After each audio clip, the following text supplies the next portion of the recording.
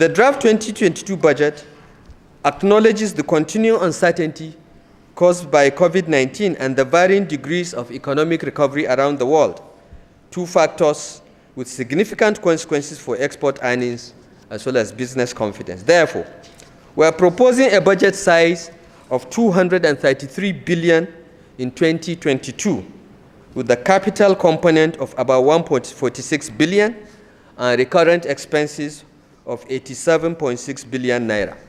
The 2022 budget, when approved by this Honorable House, is projected to have a record capital to recurrent ratio of 63% capital and 37% recurrent.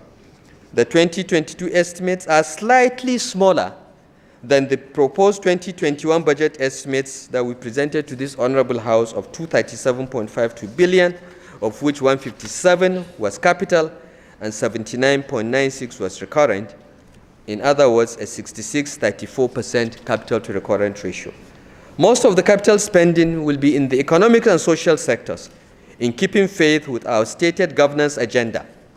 We propose to devote 76% of the capital budget to schools, hospitals, and infrastructure, including low-income housing. Capital spending on education is 68.4 billion, and for health, 35.1 billion. Mr. Speaker, honorable members, permit me to present the detailed summary of the recurrent and capital allocations and to outline the proposed allocation to each sector.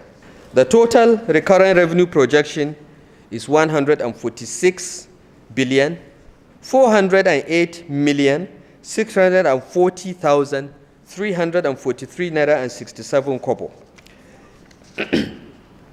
made up of, the recurrent expenditure estimates are a total of 87 billion 575 million 420,113 naira, made up of personnel cost of 44 billion 653 million 466,906 naira 47 kobo, overhead cost of 31 billion 705 million 684,158 naira 87 kobo, and public debt charges of 6.2 billion.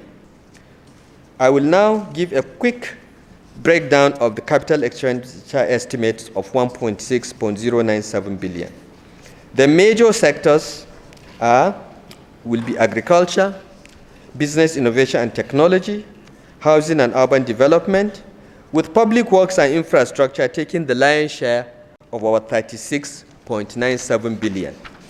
In the social sector, education will have 44 billion, health will have 22 billion, while social development will have about 0.7 billion.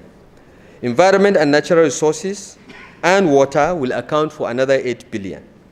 General administration, Right Honorable Speaker, honorable members, will have a total of about 18 billion, made up of the executive 11 billion, governance 2.9 billion, law and justice 287 million, while legislature's capital budget will be about 3.3 billion. As you know, we have ongoing projects to expand the legislative complex, as well as provide official housing for the Right Honorable Speaker and the Deputy Speaker. We hope to proceed with those projects as part of the estimates. Mr. Speaker, Right Honorable members, these figures show that the 2022 draft budget estimates express our political values and governance principles in the same consistent manner as in our 6 previous budgets. Devoting nearly 120 billion to these critical sectors demonstrates continuity of our emphasis on education and health, the key drivers for human capital development, and on investments on infrastructure as essentials to promoting economic competitiveness, job creation, and advancing the well-being of our people. Mr. Speaker, sir, let me end, as usual, with our legislative agenda for 2022. The Urban Renewal Program is a historic investment in the infrastructure of our 3 major cities. It is the most visible part of our infrastructure efforts. including developing the long-term infrastructure master plan and a blueprint for the industrialization of Kaduna State. The urban renewal program is expanding infrastructure, transport connections, and the livability of our three main cities of Kaduna, Kafanchan, and Zaria. The program started with Kaduna with new roads, expanded arterial roads, shopping malls, and neighborhood centers included. Some of our major roads have already benefited from our solar street lighting program designed to light up Kaduna metropolis and our other towns and cities to help improve security. Following the completion of the long-delayed phases 1 and 2 of Zaria Regional Water Expansion Project that now supplies potable water to Zaria and Sabongari local governments, the extension of the transmission and distribution pipelines to Soba, Giwa, and other neighboring local governments continues. We are changing the face of markets through direct investments and in partnership with private companies. Vice President Yemi Osinbajo recently commissioned the new ultra-modern Kasuwa Magani market in Kajuru local government. The expansion and development of market continues in Sabongari local government, Damagaji and Amaru in Zaria local government, Kasuwar Barchi in Kaduna South local government, Ungwarimi and Kao in Kaduna North local government.